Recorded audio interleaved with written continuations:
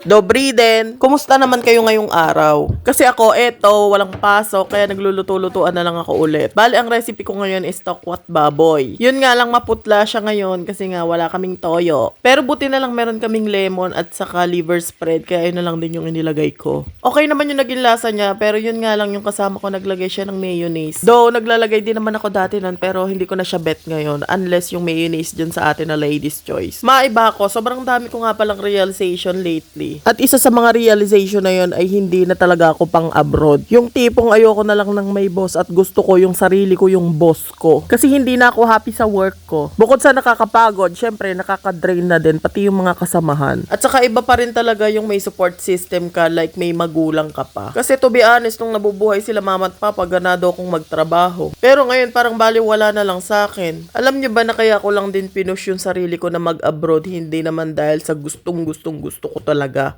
kundi dahil may utang kasi talaga ako. Noon kasi gusto ko talaga makapunta ng Australia, pero hindi ako pinalad, kaya hindi naman natuloy yung application ko. Dahil sa application ko na yon, nagkaroon ako ng malaking utang. Alam nyo naman 'di ba kung gaano lang ang kita natin sa Pilipinas. Though may trabaho naman din ako sa Pilipinas, kaso nga lang hindi sapat. At saka hindi ko kaya yung trabaho ko doon na maghapon nakaupo, tapos maghapon na nakatutok lang sa computer. Ayoko noon. Sabihan nyo na akong maselan, pero yung gusto ko lang din talaga yung gagawin ko. In short, ayoko talaga ng may boss. Kaya pinush ko yung pag-Europe dahil para lang makabayad ako sa utang ko. Loobin matapos ko na yung utang ko ngayong 2026 para makauwi na ako ng Pinas, dahil ang buhay ko ay nasa Pilipinas talaga, wala sa abroad. Ayoko na talaga sa abroad. Ayoko nang magtrabaho. Gusto ko na lang maging tambay. Charot! Pero dun tayo sa seryoso. Kung meron ka naman trabaho dyan sa Pilipinas at masaya ka naman sa trabaho mo, dyan ka na lang. Kasi aanin mo naman yung malaking kita sa abroad, tapos hindi ka naman masaya, tapos puro lungkot pa inaabot mo, tapos nade-drain ka pa, nagkaka-anxiety ka pa. At saka ang bilis ng panahon, no? Ayoko kayang ma-miss yung opportunity na humahagal pa ako ng katatawa dyan sa Pilipinas, kumpara naman na nandito ako. Yung tipong kahit ayaw mong magmura, mapapamura ka dahil sa mga kasamahan mo. Kaya ngayon, bawat sentimo sa akin, sa totoo lang, mahalaga. Pero salamat pa rin sa trabaho ko dahil tinuruan niya akong maging kuripo. Dahil sa hirap at pagod talaga na inaabot ko dito, hindi ko talaga na naisin na magwaldas ng bara-bara lang. Hanggang dito na lang, usap tayo next time. So yun lang, pa-follow naman po at pa-like and share na din.